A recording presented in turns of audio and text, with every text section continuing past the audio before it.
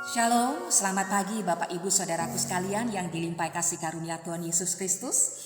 Kita berjumpa kembali dengan Sapaan Kasih, program dari Jemaat Kristus Kasih GKPB, yang dimana firman Tuhan menyapa kita pada pagi hari ini, tertanggal 27 Juni hari Sabtu, diambil dari Perjanjian Lama dan Perjanjian Baru.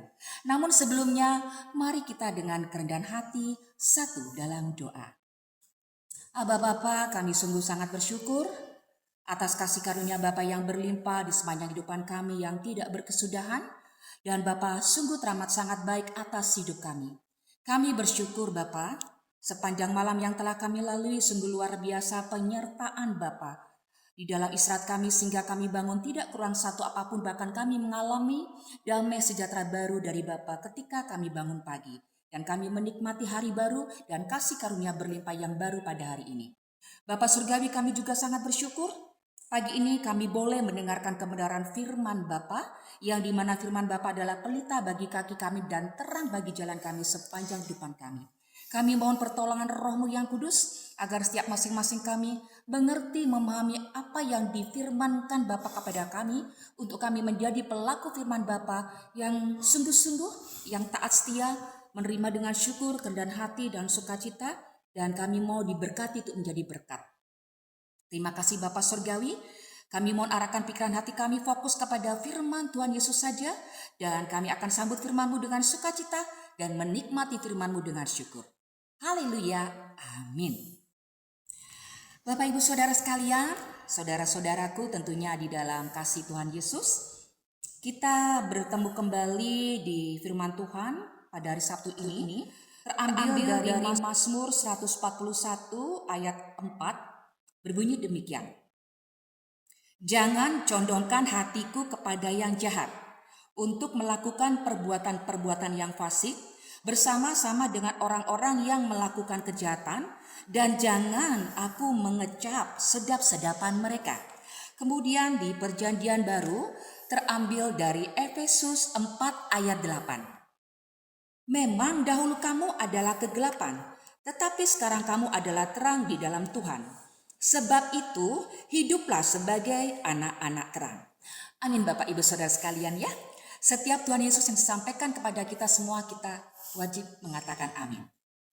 Bapak Ibu Saudara sekalian, kali ini firman Tuhan mengingatkan kepada kita semuanya, khususnya kepada saya secara pribadi, adalah menjaga hati. Nah Bapak Ibu, menjaga hati itu memang kalau diucapkan dengan kata-kata sungguh terasa enteng dan ringan. Tetapi perlu kita ingat bahwa menjaga hati itu tidak semudah yang kita bayangkan. Apalagi hidup di dalam dunia ini, yang dimana dunia ini sudah dikuasai oleh iblis.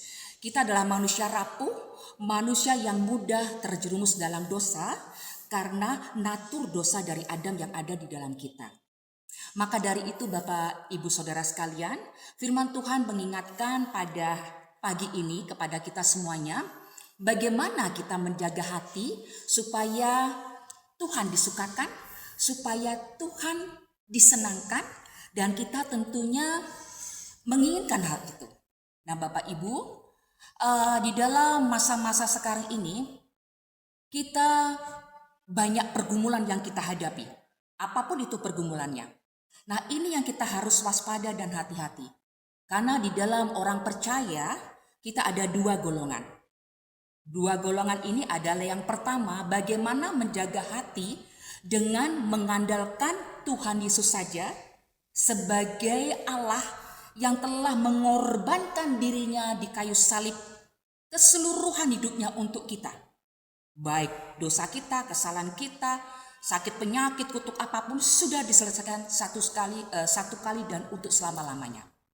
Atau yang kedua, anak-anak Allah yang sudah Kristen tetapi masih mengandalkan diri sendiri. Nah, masalahnya cuma satu. Kenapa kalau kita menjadi golongan yang kedua, kita masih mengandalkan diri kita sendiri, yaitu kita belum meresponi kasih karunia Tuhan Yesus yang sudah dicurahkan, dilimpahkan kepada kita secara penuh. Itu masalahnya. Termasuk saya secara pribadi. Bapak Ibu, mari kita ingat, seminggu yang lalu kita sudah melakukan perjamuan kudus. Kita diingatkan bagaimana pengorbanan Tuhan Yesus di kayu salib. Bapak Ibu harus ingat bahwa bukan pengorbanan yang sederhana Bapak Ibu. Itu pengorbanan satu kali dan untuk selamanya. Oleh darahnya yang kudus kita sudah dikuduskan. Bahkan kutuk sakit penyakit apapun itu. Di dalam Yohanes 1 ayat 16 dikatakan, oleh kepenuhannya kita memperoleh kasih karunia demi kasih karunia. Nah ini kadang kita lupa untuk mencermatinya. Untuk menjaga hati Bapak Ibu Saudara sekalian, apabila kita di dalam golongan yang kedua, yaitu kita mengandalkan diri kita, tentu kita tidak mampu. Kita tidak mampu, kita pasti merasa lelah. Karena kita masih di dalam hidup di dunia ini yang keseringan kita mengimani kedagingan kita. Maka dari itu dikatakan di 1 Petrus 5 ayat 7, serahkanlah semuanya kekhawatiran kepadaku karena aku yang memelihara kamu. Begitu kata Allah. Maka dari itu Bapak Ibu Saudara kita sekalian, untuk kita bisa menjaga hati, kita hanya bisa menjadi golongan yang pertama, yaitu mengandalkan Tuhan Yesus saja, berserah bersandar diri kepada Tuhan, di mana Tuhan memberikan rohnya yang kudus di dalam kita yang sudah menetap permanen, untuk menuntun, membimbing, memimpin setiap tingkah laku kita, pikiran dan hati kita. Bapak Ibu, kita harus ingat, tangan Tuhan yang memegang kita, bukan kita yang memegang tangan Tuhan. Kalau kita memegang tangan Tuhan, ketika kita mengalami pergumulan, kita akan melepaskan tangan itu tanpa kita sadari ataupun kita sadari. Kita akhirnya mengandalkan diri kita atau mengandalkan orang lain. Tapi kalau kita hanya melihat tangan Tuhan yang memegang tangan kita sampai selamanya, kita akan dipulihkan, diubahkan, diperbarui. Seperti Yeskiel 36 ayat 26. Kita sudah diberikan roh yang baru, hati yang baru, dan dilembutkan hati dari hati yang keras. Maka dari itu sebagai orang yang percaya, nomor satu tindakan kita adalah berdoa. Minta dipenuhi oleh pribadi Tuhan, minta dipenuhi oleh pimpinan Tuhan, minta dipenuhi oleh hadirat Tuhan, minta dipenuhi oleh kasih karunia Tuhan, minta dipenuhi oleh roh Tuhan yang menyala dan mengalir di kehidupan kita, minta dipenuhi oleh kasih karunia Tuhan yang selalu baru. Karena ketika kita sudah dipenuhi oleh Tuhan, pribadi Tuhan, karakter Tuhan, kita akan bisa menjaga hati. Itu langkah pertama, adalah berdoa. Kemudian yang kedua, membaca firman. Firman Tuhan yang ada di kitab suci, ini adalah surat cinta Tuhan kepada kita. Jangan kita abaikan. Kita harus membaca firman setiap hari Bapak Ibu. Dikasih waktu 24 jam, Tuhan hanya minta 10% waktu kita untuk Tuhan. Maka dari itu tanpa berdoa, tanpa membaca firman, kita tidak bisa menjaga hati. Kalau hanya kita mengandalkan diri kita, selesai sudah. Ketika kita mengalami pergumulan, kita lupa mendengarkan suara Tuhan. Tapi kalau kita mencondongkan hati kita, pikiran kita kepada Tuhan, mengandalkan, percaya, berserah sepenuhnya hanya kepada Tuhan, tentunya kita akan mengalami pribadi Tuhan. Karena itu kita harus minta terus kepada Tuhan Yesus untuk dipenuhi hadiratnya, dipenuhi kasih karunia-Nya, dipenuhi pribadinya. Sungguh tanpa pertolongan Tuhan Yesus, tanpa pertolongan Roh Kudus kita bukan siapa-siapa dan tidak bisa apa-apa.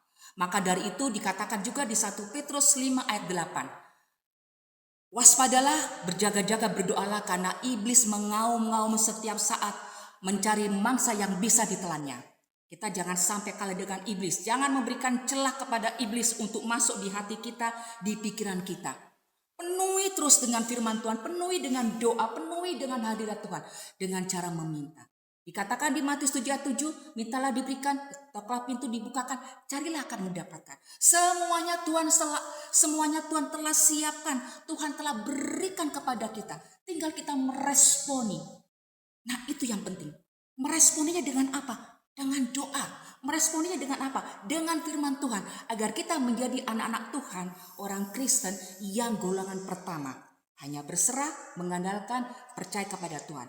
Nanti akhirnya kita berbuah untuk diri kita, dan tentunya kalau berbuah untuk diri kita sudah, kemudian kita juga berbuah untuk sekeliling kita. Karena kita diberkati untuk menjadi berkat dan kita menjadi saksi kasih Kristus dimanapun kita berada. Di dalam Amsal 4 ayat 23 dikatakan juga, waspadalah, jaga hati, Karena kalau kita bisa menjaga hati akan terpancar kehidupan. Dan dikatakan juga di firman Tuhan di Efesus 4 ayat 8, Rasul Paulus mengatakan di jemaat Efesus bahwa dahulu kamu adalah kegelapan, tetapi sekarang kamu adalah terang di dalam Tuhan. Sebab itu hiduplah sebagai anak-anak terang. Diingatkan kembali bahwa kita bukan yang dulu lagi, kita sudah ciptaan baru. Kita adalah anak terang. Anak terang bukan hanya untuk kita secara pribadi, tetapi anak terang juga untuk menjadi terang dimanapun kita berada. Ingat Bapak Ibu dan saya secara pribadi bahwa kita menjaga hati dengan berdoa, baca firman. Serahkan semuanya kepada Tuhan yang akan mengendalikan kita, yang akan menuntun kita, yang akan memimpin hidup kita untuk kita bisa menjaga hati, untuk kita bisa menyenangkan Tuhan. Apa yang kita bisa perbuat untuk Tuhan, bukan untuk diri kita. Baik Bapak Ibu Saudara sekalian, kiranya firman Tuhan kali ini sangat memberkati kita semuanya. Dan saya percaya pasti kita akan diberkati. Sebentar kita akan mendengarkan satu pujian.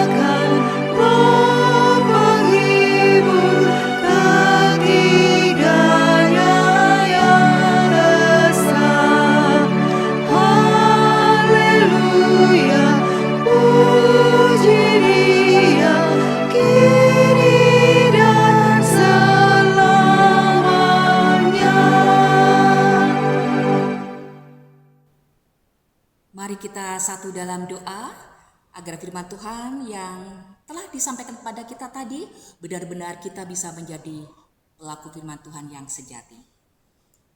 Bapa Surgawi, sungguh kami sangat bersyukur firman Tuhan yang telah ditaburkan kepada masing-masing kami.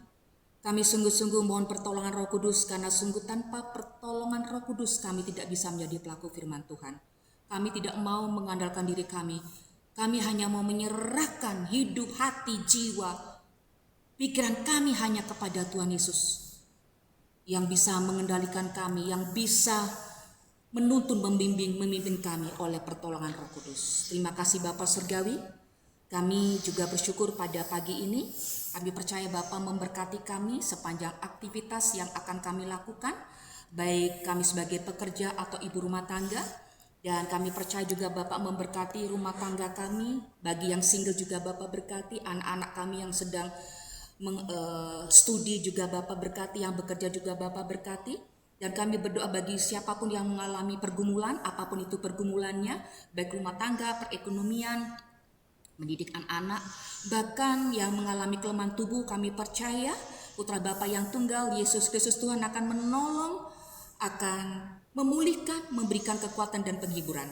Terima kasih Bapa Surgawi. Kami juga berdoa untuk bangsa kami Indonesia. Biarlah kasih karunia Bapa berlimpah senantiasa untuk bangsa kami Indonesia, dan banyak jiwa-jiwa diselamatkan oleh karena kasih karunia Tuhan Yesus semata.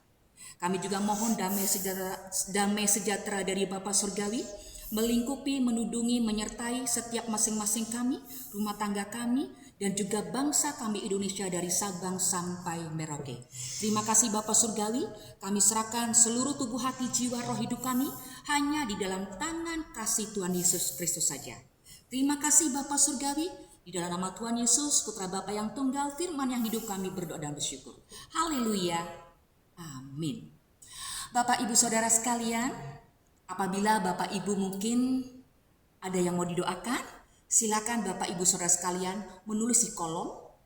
Dan juga apabila Bapak Ibu Saudara sekalian semuanya yang diberkati oleh firman Tuhan pada hari ini di Sapaan Kasih Jemaat Kristus Kasih GKPB, silakan Bapak Ibu bisa share kepada keluarga, sahabat atau teman-teman. Terima kasih Bapak Ibu Saudara. Tuhan Yesus memberkati. Shalom.